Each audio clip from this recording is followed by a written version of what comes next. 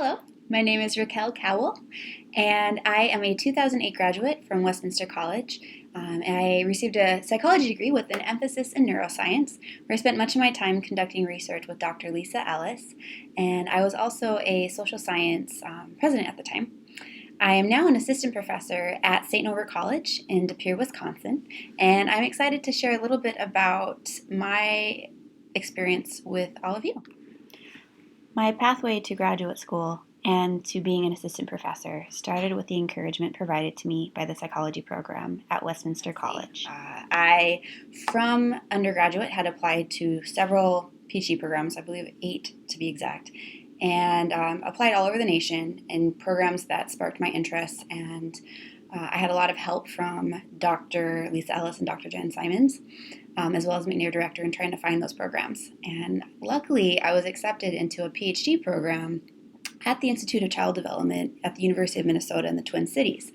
This is currently still the top program in the nation for developmental science, and I spent the next 5 years conducting research on adolescent neuroscience and the importance of adolescent decision making. After I completed my PhD in July of 2013, I went on to complete a postdoc at the University of Chicago for a year, where I was a developmental neuroeconomist with Dr. Jean Destidi and Dr. Ali Hirtaksu. And I helped to create an fMRI paradigm looking at decision making using real money. And so that was an extremely exciting process. After that period of time, I decided that I definitely wanted to go into liberal arts, and applied to different liberal arts colleges, and was lucky enough to receive a job at St. Norbert College, where I currently reside. The opposite experience that you have as a student. So whereas you're ready when you come to class to learn and get the assignment, I'm on the other side of that, trying to figure out what I want you to learn that day and what assignments I want you to have that day. So I spend a lot of my time thinking through the curriculum, thinking through what information I want to convey to the students, and how I want them to reflect that back to me in their assignments. In addition to creating those assignments and creating the lectures, I also spend much of my time grading those assignments.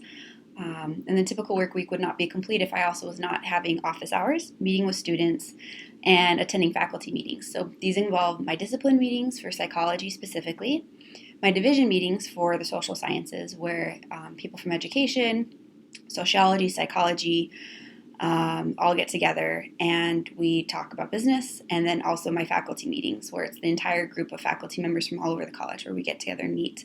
I also meet with students because I am the Psych-Hi advisor and psychology club advisor, and I spend a lot of my time making sure that they're doing well and that they're getting the support they need.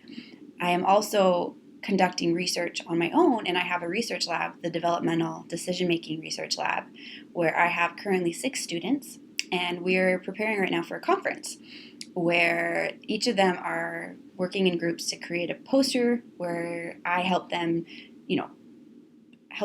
come up with a project and do the research, and also now I'm helping them get the posters ready for presentation. So that typically is my work week. At times I am able to take a little time for myself and go do things, but while the semester is in full swing, all of my time is devoted to students like you, trying to make sure that they're getting the best out of their education. I was at a top program, and I was extremely nervous. I was coming into a program with people that already had their master's degrees. I was coming into a program where people were coming from top institutions elsewhere, with big names like Harvard behind them, and I was nervous at first that I'd be able to cut it. I learned very quickly, however, that there were skills that I developed because of the psychology program and because of the training I received from professors like Dr. Lisa Ellis and Dr. Jen Simons, that I was just as competitive and just as able to complete a PhD program as the rest of my peers were. This included being able to navigate a broad array of information, learning how to look at primary source research, understand graphs. And not only that, but my writing was much stronger than many of my peers, and my confidence in my writing was much stronger because I had had so many opportunities to write essays and to think through material in class. Informally, I also benefited a lot from Westminster because it just helped me to feel like a more well-rounded person. And in psychology in particular, it really helped me to think through where our knowledge came from. I didn't take it for granted that knowledge is knowledge because someone said so. I always wanted to know more about the why and where things were, and I always wanted to question things more than some of my peers did. And in many ways, this was a strength because it allowed me to really figure out what was going on. This is extremely important in highly competitive research environments, to know how to play the politics. And I learned that because of a lot of the support I received from professors in our psychology program. They taught us just by being themselves and just by being open and just by talking to me about their own experiences. I learned very quickly how to play the game. And I always felt, and still do to this day, like I can go to my professors from Westminster and ask them questions, and they're still there to provide support. So in many ways, getting my psychology degree at Westminster really informed my entire professional development in a very positive way. When I was deciding to become a psychology major, one of the biggest things that influenced that decision was that I knew I wanted to become a professor. And there are many reasons why I decided I wanted to become a professor. This included things like I just loved the classroom. I loved academics.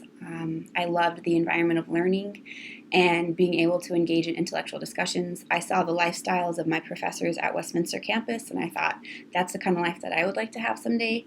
And this meant a lot because I came from a very working class family. I was the first in my family to go to college, college was in and of itself not a reality, let alone going on to get a graduate degree. And so knowing the kind of life that I wanted was extremely important and helpful in deciding that. And seeing how the professors in psychology were, I thought that's what I want. But some things that I wish that I had known more about and wish that I had been more prepared for was just how competitive the academic market is. It doesn't stop being competitive when you get into a PhD program. It continues. It continues when you have to apply for funding. It continues when you are trying to propose your ideas and you want them to be approved by your dissertation committee. It continues after you get your PhD. It's not common anymore to be able to come out of having a PhD into directly a tenure track position. So a tenure track position is usually the positions that people want to go for because they have long-term dependability. I tried to apply for faculty positions outside of getting my PhD, like directly after my PhD. And while I got a few interviews, I didn't get any bites. And the same thing occurred with friends of mine. In fact, I still have many friends who graduated from my program, which is the top program in the nation for what we do, who still have not been able to tie down a faculty job yet because it is just that competitive. And that's something that I wish I had known ahead of time. I don't know if it would have changed my decision, but I think that I at least would have been more mentally prepared and would have thought more seriously about other options that would have allowed me to use my psychology degree, like a master's in social work, or even using my psychology knowledge to help in another field altogether.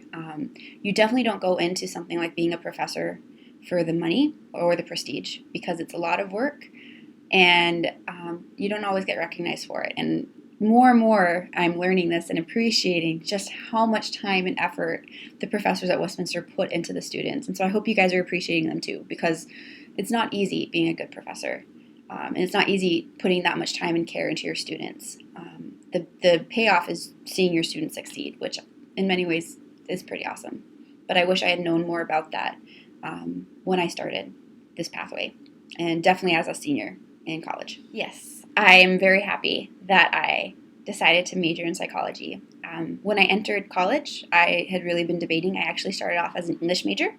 I thought I wanted to be a high school English teacher, and then quickly decided that I didn't want that. It turns out that I'm more of a researcher than I had initially thought, and a large part of me understanding and realizing this has to do with the McNair Scholars Program and Joe Hinsdale and Dr. Lisa Ellis, who was my mentor at the time, letting me realize that I actually do ask questions in a more quantitative way and that I do have more of an empiricist perspective than I realized. So I'm glad that I have psychology. I'm glad that I have that perspective and that training. There are times where I wonder if I, would have been happier making more money, but I don't think I would have found a job that is nearly as satisfying as the one that I have now. On such a deep level, and that's in large part because I was a psychology major. So if you choose a psychology major, know you're going into it not for the prestige, not for the money, but for the people, and because you really care about what you do. So, thank you for listening.